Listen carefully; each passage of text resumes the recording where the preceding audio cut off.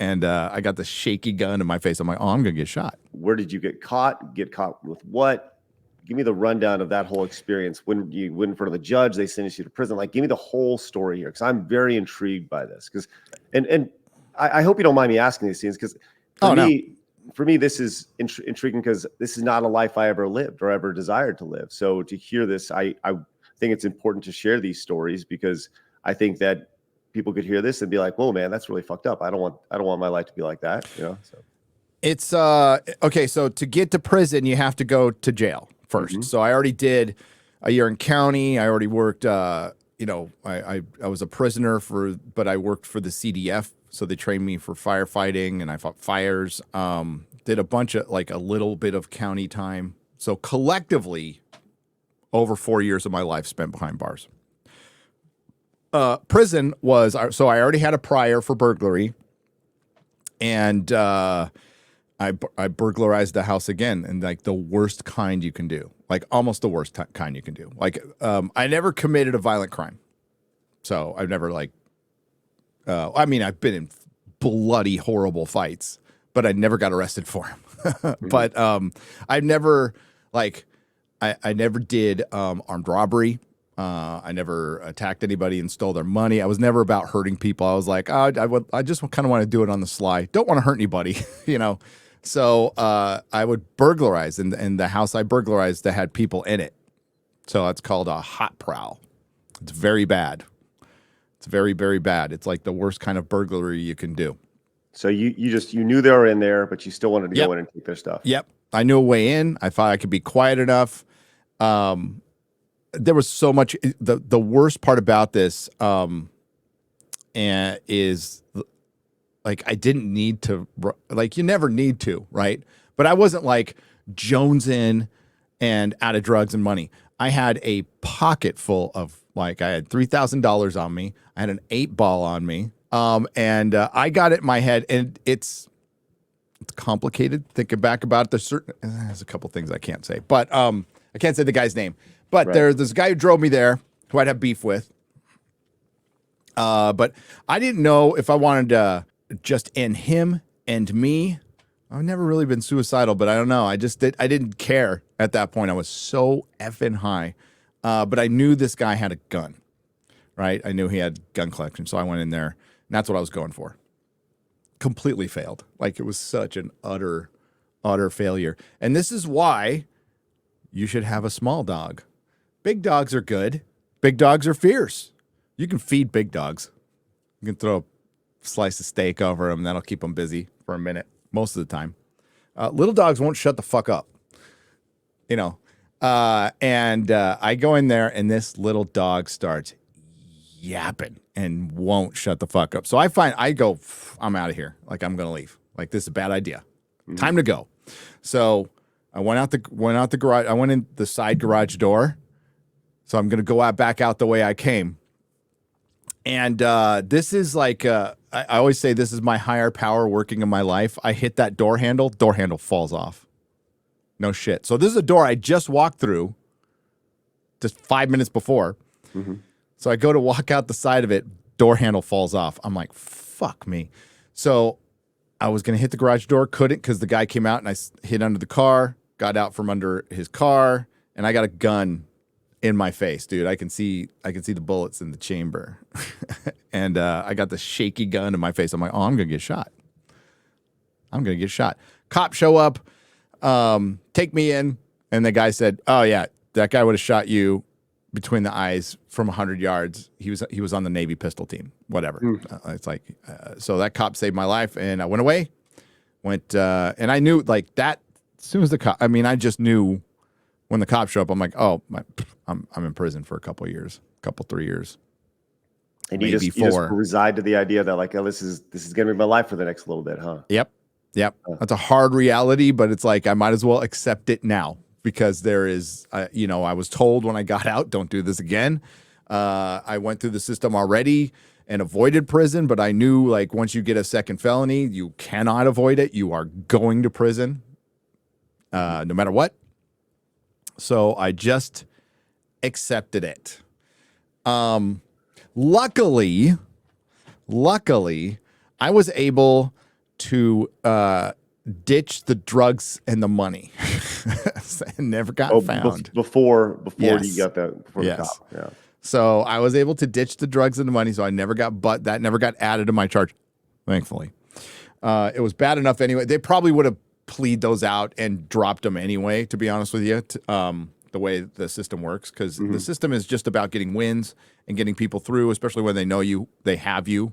Right. My dad was like, my parents were already estranged. They already cut me off, so I knew no lawyers. I was going to get some dump truck who was just going to cut me a deal. I just knew what was going to go down. So just got to wait it out. So Blabs actually on the back end has a really interesting question. She was curious if you ever got back in touch, like later. You say you go through the jail system, which we'll get to in a little bit. But did you ever get back in touch with the person that you robbed, and were you like, did you ever say anything to him, or?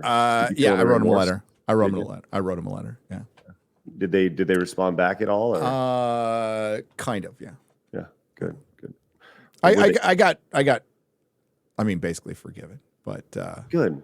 Well, that, you know, that's. But the whole point of the letter is for me to write it, and what they do is what they do.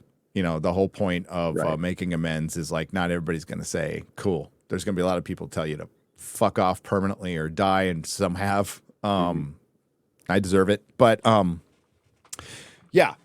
Did you decide to write the letter, or was it? I did. Yeah, I did, because I knew his daughter. Like I knew his daughter, so I mean that helped. I would have written it probably anyway if I didn't know his daughter, but I did know his daughter. I went to somewhat familiar places where I'd been before, so that increases your chance of success, which was faulty logic. Right. But I was really high and stupid. But yeah, that's part of the amends process. Yes. Yeah, well, good for you, man. I think that's great. I mean, you look at people who go down that road and they get put into the system. They go to jail, and in your case, prison, right? After messing up a couple times. And some people don't get over that. They don't choose to correct themselves or be corrected or make that change in their life. I guess when you enter prison, was going to prison the switch, or was it something that happened in prison that flipped the switch for you, where you're like, okay, once I'm out, I'm done? It kind of worked on. It worked on me. I'm one of the few people it worked on. Mm-hmm. It like properly scares the shit out of you. All these fucking badasses in there. You know what? They're all scared. We're all on guard. And there are some truly horrific, scary people. Evil exists. I've stared it in the eye. I've ate lunch with it. Like it completely exists. And yes, there are people who need to be in prison and stay there forever. Okay, just they do. They're an absolute danger to society. And there's also the mix of sad cases, man. Just sad cases of people who did shit wrong and they deserve to be there, but man, they had an effed up life. Doesn't make it okay. And they just get in that cycle. So, yeah, when I got there, well, for one, you have to go through the process of like, for the second time, because my parents wanted to show up, getting sentenced to prison in front of your parents, right? Right. It's brutal. Was it like brutal? So with the judge, I'm assuming it went down like the judge sentences you. Yep. And you probably I'm 22. So I'm a baby. Yeah, so you're still a kid, right? Yep. So you're still a kid, you're 22, you made some mistakes, some big mistakes, major mistakes. The judge sentences you to what, 3 years? 3 years? It's basically 4 years. You get 4 years, but you do halftime. You do it's a little over halftime if you behave yourself the whole time. So the judge sentences you. Do you turn and you look at your parents and like, is there this, I don't know, kind of walk me through that? Like how did... Oh, I couldn't even look at him. I couldn't even look at him. No. Couldn't even look at him. My mom was crying. I could, no way. Right. No way. I had other, like, this is a complete, like, just the most utter failure of all time, and I'm just like, I need to survive this. I need to, there was no give up. It was just like, fuck, You know, it's like, Mhm. God, fucking 2 years, 2 years to a 22-year-old, a lot different than 2 years to a 54-year-old. Right. That's a long time, and it could have been longer, and it was a little longer. And that was, because I already remember going through the year before and the months before and how long those felt. I'm like, this is brutal, and this is big boy school. This isn't county. County can be bad in its own separate way, because you got a bunch of gangbangers in there, and a lot of younger people. Right, so there's the baby rattlesnakes. You know about baby rattlesnakes, right? No, They're please tell more, me. oh, baby rattlesnakes more dangerous because they don't know when to release their bite. They'll just bite you and stay on. Okay, so it's a term I got from like a prison guard or something like that. So there's a lot of baby rattlesnakes. They're fucking dangerous. They are absolutely dangerous. Little young gangbangers who are too stupid to know what's going on in the world. They're the most dangerous thing in any system. Like if you're like juvy's bad, like juvenile hall is bad. Mhm. Is bad. Prison is bad, and it's in a very different way.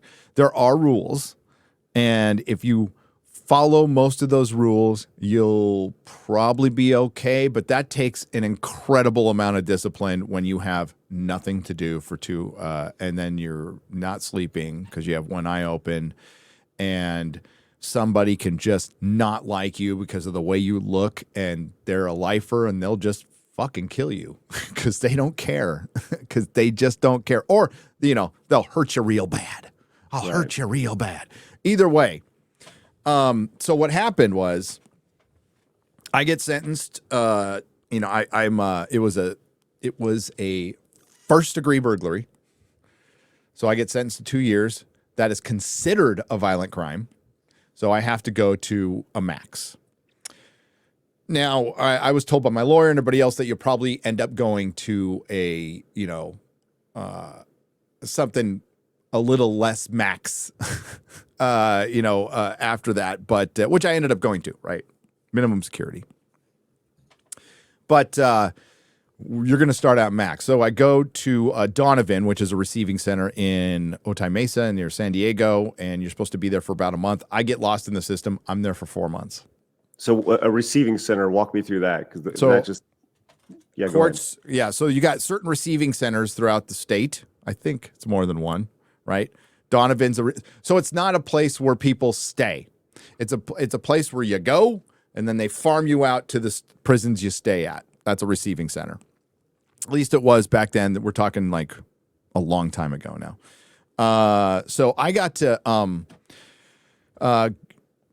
Mark Gator, the skater. Remember the guy who used to skate with Tony Hawk and killed his girlfriend? I heard you mention this on another interview. Yeah. Ate lunch with him. Craig Pyre killed Kara Knott, was a CHP officer who killed Kara Knott. Saw him. I ran into a bunch of old homies. I ran into like my drug dealers / mentor in prison. Wow. So like ran into a lot of nasty effing people. So I'm there. So I'm at the receiving center. You're supposed to be there for a month. I get stuck at 4, and the only thing I'm pissed about, I mean, it sucks because you just want to be settled at that point. I also wanted to smoke cigarettes. That was the only thing I could think of. Was like, I just want to freaking smoke a cigarette. That's all I want to do. And what I did is I read it in a day. In 24 hours, I read the book It. Hey, if you enjoyed that clip, make sure you hit the subscribe button. Would greatly appreciate that, so you can find more clips on the channel. And of course, come join us live Monday through Friday at 11 a.m. Central Time for our live Side Scrollers podcast. We would love to see you there.